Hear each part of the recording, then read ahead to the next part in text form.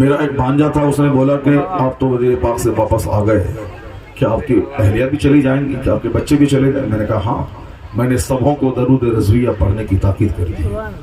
میں نے اپنی اہلیہ سے بولا ہے کہ پابندی سے ہر جمعہ کے دن 100 بار پڑھنا، اور اللہ توفیق دے تو ہر دن فجر کی نماز کے بعد 100 درود رضویہ پڑھنا، صلی اللہ علیہ نبی الامی وآلہ صلی اللہ علیہ وسلم وصلاۃ وسلام علیک یا رسول اللہ۔ اس درود پاک کی فضیلت یہ ہے کہ جو سچے دل سے اس کا عامل ہوگا، جنت تو وہاں ملے گی، مدینے کی حاضری یہاں ملے گی۔ سبحان اللہ سبحان اللہ سبحان اللہ۔ اور بالکل تجربہ ہے اس کا، بالکل تجربہ ہے اس کا۔ انہوں نے کہا کہ آپ کی اہلیہ بھی چلی جائے گی؟ میں نے کہا میں نے ان سے درود پڑھنے کے لیے کہہ دیا ہے، حضور چاہیں گے تو ہو جائے گا۔ آپ دیکھیے کچھ ہی دن کے بعد ترکیب بنی، میں اپنی وائف کے ساتھ بیٹھنے چلا گیا۔ سبحان اللہ سبحان اللہ۔ تو لوگ کہتے ہیں کہ کہاں مدینہ، اتنا پیسہ کہاں سے آئے گا، حج کرنے میں 4 لاکھ لگتے ہیں، وہ سب بیکار کی باتیں ہیں۔ جب بلاوا آتا ہے تو انتظام خود بخود ہو جاتا ہے۔ پہلے 10 بیگھہ زمین بیچ کے لوگ حج کرنے جاتے تھے، اور آج 1 کٹھا بیچ کر میاں اور بیوی دونوں حج کر لیتے ہیں۔ آج پہلے 10 بیگھہ زمین بیچتے تھے لوگ، آج سے 50-100 سال پہلے 10 بیگھہ زمین پھر بھی حج کا پیسہ نہیں ہوتا تھا، اور ابھی صرف 1 حصہ زمین کوئی بیچ دے تو 10-20 لاکھ روپے ہوتے ہیں، میاں بیوی کے ساتھ چلے جاتے ہیں۔ اللہ تبارک و تعالی صرف دل دیکھتا ہے۔ ان اللہ لا ينظر الى صورکم واموالکم ولکن ينظر الى قلوبکم واعمالکم۔ اللہ does not look at your face and your wealth۔ اللہ تمہارے چہرے اور تمہاری دولتوں کو نہیں دیکھتا۔ اللہ sees your hearts، Allah sees your intention، Allah sees your deeds، Allah sees your action۔ اللہ تمہاری نیتوں کو دیکھتا ہے، تمہارے اعمال کو دیکھتا ہے۔ نیت کیسی؟ نیت صرف ستھری رہے، سارے کام آسان ہو جائے۔ آج وہی نیت ہی گندی ہو گئی، نیت ہی گندی ہو گئی۔ ابھی ایک میسیج آیا میرے پاس کہ بجنور میں ایک مولوی صاحب نے ڈی جے والا نکاح پڑھانے سے انکار کر دیا۔ ہاں، ان کو لوگوں نے اتنا پیٹا کہ زخمی ہو گئے، بے ہوش ہو گئے، گھر کے کئی لوگوں کو مار پیٹ کر دیا، سر پھٹ گیا پورا۔ وہ مولوی بولا کہ میں وہ نکاح نہیں پڑھاؤں گا جس میں ڈی جے بجتا ہو، اور دوسرا مولوی کو منع کیا کہ تم بھی مت پڑھاؤ، تاکہ یہ توبہ کر لے اور ڈی جے چھوڑ دے۔ یہ مولوی چاہتے تھے کہ وہ جنت چلے جائے، مگر وہ سارے جہنمی مل کے جنتی کی پٹائی کر دی۔ اس طرح بے حیا اور بے شرم ہو گئے، حد درجہ گر گئے لوگ۔ ان لوگوں کی لاش کو کتے نوچ کے کھائیں۔ جو لوگ اپنے عالموں، اپنے مولویوں، اپنے ائمہ کو، حق بتانے والوں کو اس طرح پٹائی کرتے ہیں کہ بتائیں اس کا کیا ٹھکانہ ہوگا اس کا۔ یہاں تو ہے کہ چلو ہم نہیں عمل کرتے ہیں، کم سے کم جو حق بولتا ہے اس کو مانتے ہیں۔ چلو حضرت صحیح بول رہے ہیں، جھوٹ بولنا حرام ہے، شراب پینا حرام ہے، جوا کھیلنا حرام ہے، نماز چھوڑنا حرام ہے۔ میں نماز چھوڑتا ہوں، حرام کام کرتا ہوں، اللہ تعالیٰ مجھے معاف فرمائے، ہم لوگ یہی کہتے ہیں نا۔ مگر یہ بات بڑی سچی بول رہا ہے، اور جو حق بولنے والے کی پٹائی کر دے وہ سمجھ لیں کہ ممکن ہے کہ اس کی موت حالت کفر میں ہو جائے، اس کی موت حالت کفر میں ہو جائے۔ اذان کی توہین کر اذان کا جواب دینا ضروری ہے، اور اذان کے وقت میں جو دنیا کی بات کرے، آیا ہے کتاب میں کہ ہو سکتا ہے اس کی موت حالت ایمان میں نہ ہو۔ جو عالموں کی توہین کرتا ہو، ممکن ہے کہ اس کا چہرہ قبلہ کی طرف سے اللہ پھیر دے۔ سرکار غریب نواز کے ملفوظات میں ہے کہ ایک شخص مرنے کے بعد گھر والوں نے بڑی کوشش کی کہ ان کا چہرہ قبلہ کی طرف ہو جائے، مگر جیسے ہی گھماتا تھا پھر رخ پھر جاتا تھا۔ کئی بار انہوں نے ٹرائی کی، آواز ہاتف غیبی سے آئی، چاہے جتنی کوشش کر لے اس کا چہرہ قبلہ کی طرف نہیں ہوگا۔ کیوں؟ یہ زندگی میں جب بھی عالموں کا چہرہ دیکھتا تھا نفرت سے اپنا چہرہ موڑ لیتا تھا۔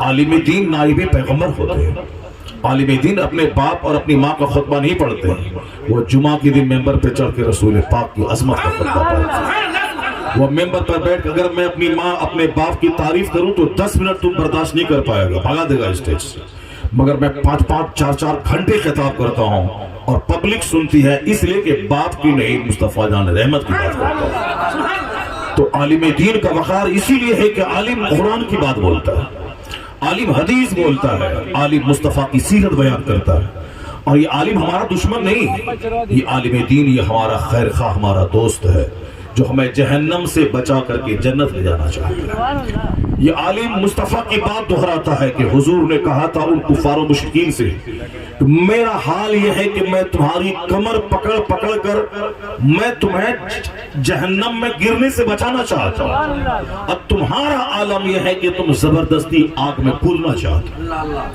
حضور کہتے ہیں کہ میں تمہاری کمر پکڑ کے تم کو آگ میں گرنے سے بچانا چاہتا ہوں، اور تم ہو کہ اسی آگ میں گرنا چاہتے ہو۔ یہی حال حضور کے نائبین علماء کا ہے۔ یہ جمعہ کے دن شراب کی مذمت کر کے، سود کی مذمت کر کے وہ چاہتا ہے کہ سماج سود سے پاک ہو جائے، کیونکہ جس قوم میں سود کا کاروبار زیادہ ہوتا ہے اللہ تعالیٰ اس قوم کے لوگوں کو بزدل بنا دیتا ہے، اس پر ظالم حاکموں کو مسلط کر دیتا ہے۔ یہ عالم ہمیں کہتے ہیں کہ حدیث پاک کا مفہوم ہے کہ سود کھانے کے جتنے بھی درجے ہیں گناہ کے 70 درجے، اس میں سے ادنا درجہ یہ ہے کہ این کہر رجل امہ، یہ کہ ایک آدمی اپنی ماں سے نکاح کرے یعنی زنا کرے، ادنا درجہ ہے۔ سود کے گناہ کے 70 رینک ہیں، اس میں سے ادنا رینک یہ ہے کہ ایک مرد اپنی ماں سے زنا کرے۔ جس کے سینے میں غیرت ہوگی اس طرح کی باتیں سننے کے بعد وہ کبھی سود نہیں کھائے گا۔ مگر کچھ لوگ ہیں کہ جو نشے میں بہے جاتے ہیں، اسے صرف دولت بڑھانا اس کا مقصد ہے، دولت بڑھے، جبکہ ان پاگلوں کو معلوم ہے کہ 100 سال پہلے 1,000 بیگھہ زمین کے جوتنے والے لوگ تھے، آج ان کی قبر پہ کتا چل رہا ہے، آج ان کی قبر پہ جانور پیشاب کر رہے ہیں، آج ان کی قبر کا نام و نشان مٹ گیا۔ ہمارے علاقے میں بہت سارے سیٹ تھے جس کے گاؤں کو اسٹیٹ بولا جاتا تھا، جہاں اسٹیٹ لوگ رہتے، آج ان کی قبر کہاں ہے کسی کو معلوم نہیں، ان کے بال بچوں کو معلوم نہیں، وہاں جانور چلتے ہیں، کتے بلی پیشاب پخانہ کرتے ہیں۔ مگر جن لوگوں نے تقوی کے ساتھ زندگی گزاری ان کی قبروں کو بھی دیکھا ہوگا۔ دلی میں 22 خواجاؤں کی چوکھٹ، ان آستانوں پہ حاضری دیتے، وہاں بلی نہیں چڑھتا، وہاں گلاب کا پھول چڑھایا جاتا ہے، وہاں چادریں چڑھائی جاتی ہیں۔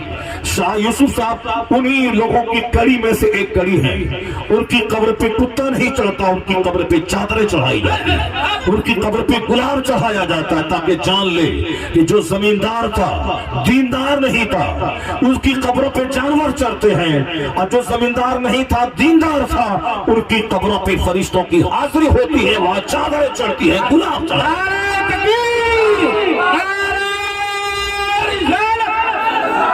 حضور مفتی شہریار صاحب نعرہ تکبیر، سبحان اللہ۔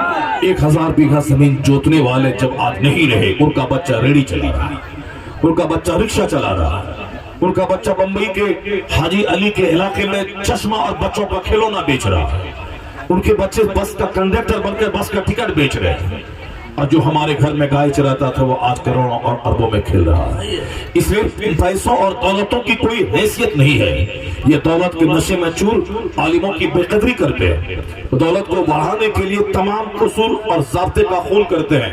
آپ یہ جان لیں کہ اللہ تبارک و تعالی ہی عزت دینے والا، وہی ذلیل کرنے والا، وہ جسے چاہتا ہے حکومت دیتا ہے اور جس سے چاہتا ہے چھین لیتا ہے، جسے چاہتا ہے عزت دیتا ہے، جسے چاہتا ہے ذلیل کرتا ہے۔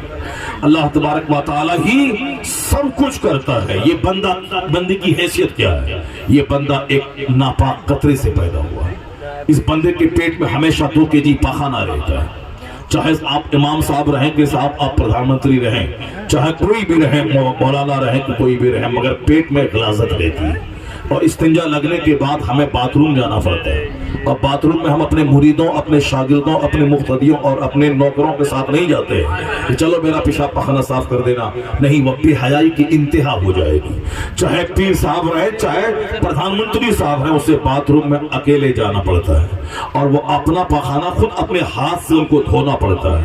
یہ بتائیں کہ جو دوسروں کو کہتا کہ یہ بہتر ہے، یہ صاحب دوسروں کا پخانہ دھوتا، اس کی کیا اوقات ہے؟ ہر آدمی کو اپنا پخانہ صاف کروایا جاتا ہے تاکہ جب دماغ میں تجھے بسے کہ میں کچھ ہوں، میں زمیندار، میں پتلیدار، میں پردھان منتری، میں پریزیڈنٹ، میں 50 بیگھہ زمین کا جوتنے والا، 50 فیکٹری کا مالک، تو باتھ روم میں اپنا پخانہ دھونا یاد کر لینا تاکہ پتہ چل جائے کہ تجھ میں اور مہتر میں کیا فرق ہے۔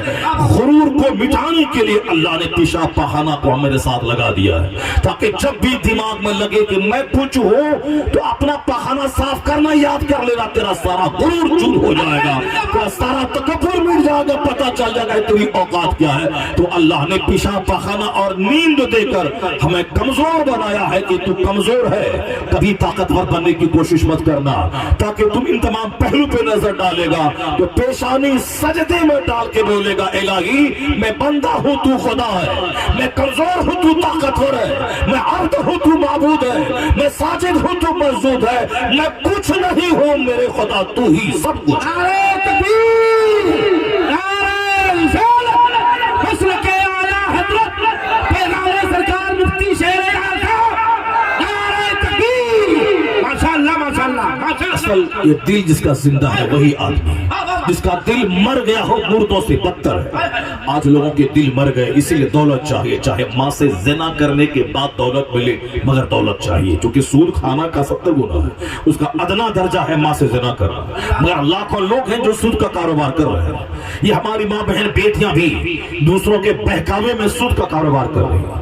وہ صاحب گروپ چلا رہی ہے, سود کا کاروبار کر رہی ہے, صرف چند پیسہ جمع کرنے کے چکر میں. یہ دنیا ذلیل ہے, اللہ ذلیلوں کو زیادہ دیتا ہے. اب دنیا جیفت و طلابھا کلاب, حدیث میں آیا ہے کہ یہ دنیا مردار ہے, اس کے طلبگار کتے ہیں.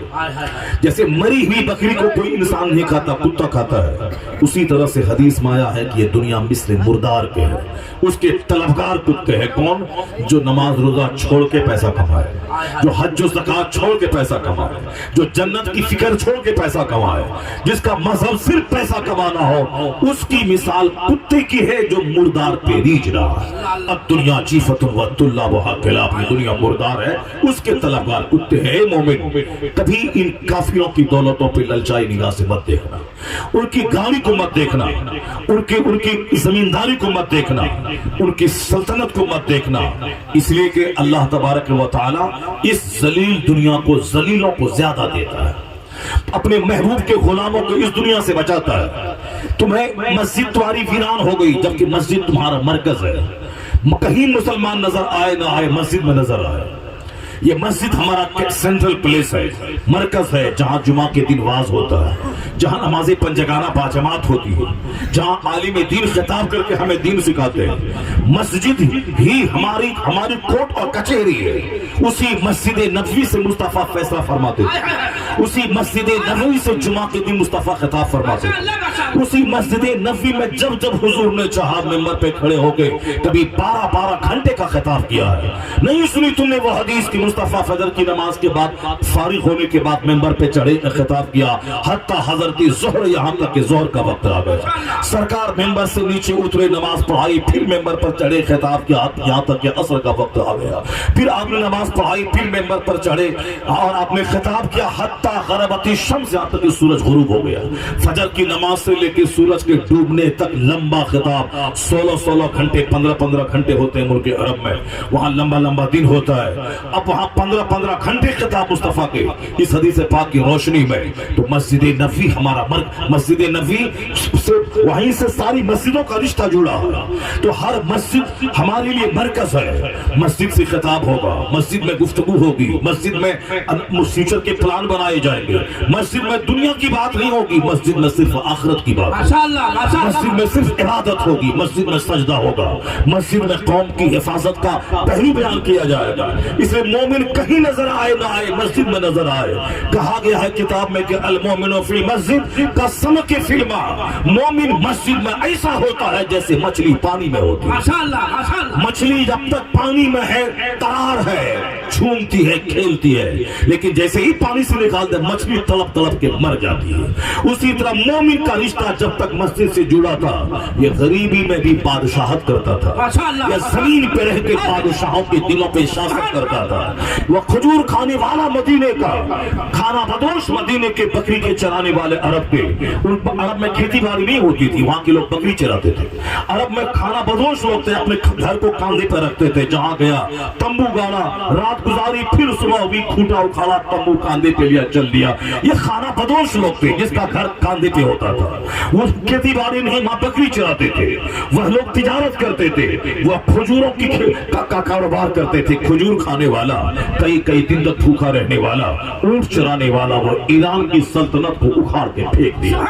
1000 سال تک ایران پہ مجوسیوں کی سلطنت تھی، مگر یہی خانہ بدوش، یہی کھجور کھانے والے، یہی بکری کے چرانے والے، یہی اونٹ چرانے والے مصطفیٰ کی نگاہ عنایت سے، اللہ کی تائید اور نصرت سے ایران کی 1000 سالہ مجوسیت کی بنیاد اکھاڑ کے اسلام کی سلطنت ماشاءاللہ اللہ سبحانہ، اللہ کا وعدہ ہے کہ تم نیک بنو گے، میں تم پر رحمتوں کی بارش کر دوں گا، تم جنت کے طلبگار ہوگے، میں تجھے دنیا بھی دے دوں گا، تم مومن بن جاؤ میرے محبوب کا غلام، صرف گھر مکان نہیں دیں گے، تمہیں بادشاہت دے دیں گے، سلطنت دے دیں گے۔ آج ہم ذلیل اور رسوا ہو گئے، کافروں سے بدتر ہم دولتوں کی ہوس میں ہو گئے۔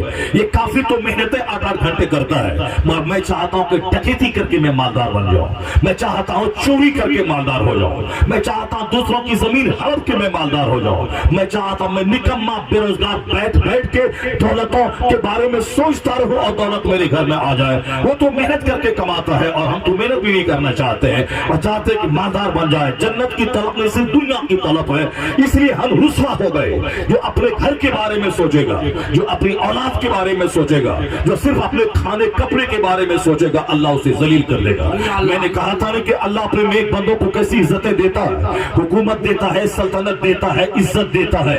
یہ زمیندار لوگ تو مر گئے، ان کی قبروں پہ جانور چل رہا ہے، اور اجمیر معلیٰ کی قبر پہ سالانہ کروڑوں حاضری ہو رہی ہے، غوث اعظم کی قبر انور پہ سالانہ کروڑوں کی حاضری ہو رہی ہے، محبوب الہی کی مزار کی قبر انور پہ روزانہ 10 سے 20 ہزار لوگ اور سالانہ کروڑوں لوگوں کی حاضری ہو رہی ہے۔ جو فقیر زندگی میں سوکھی روٹی کھاتا رہا، جو ایک خانقاہ میں بیٹھ کر لنگر چلاتا رہا، محو عبادت رہا، نہ زمینداری انہوں نے اختیار کی، نہ دنیا کی دولت کی ہوس کی، مگر آج 500,000 سال کے بعد ان کی قبر پہ 24 گھنٹے میلہ لگا رہتا ہے، سالانہ کروڑوں کی حاضری ہو رہی ہے۔ زمینداروں کی قبر پہ جانور چل رہے ہیں۔ جو معلوم ہے دنیا میں جینے کے 2 طریقے، ایک وہ طریقہ ہے جو صرف اپنے لیے جیا جاتا ہے کہ میں اپنا کھاؤں پیوں، میرا بال بچہ کھائے پیے، میرا گھر، میرا بال بچہ، میری زندگی، میرا فیوچر، میرا بھوشیہ، میرا مستقبل۔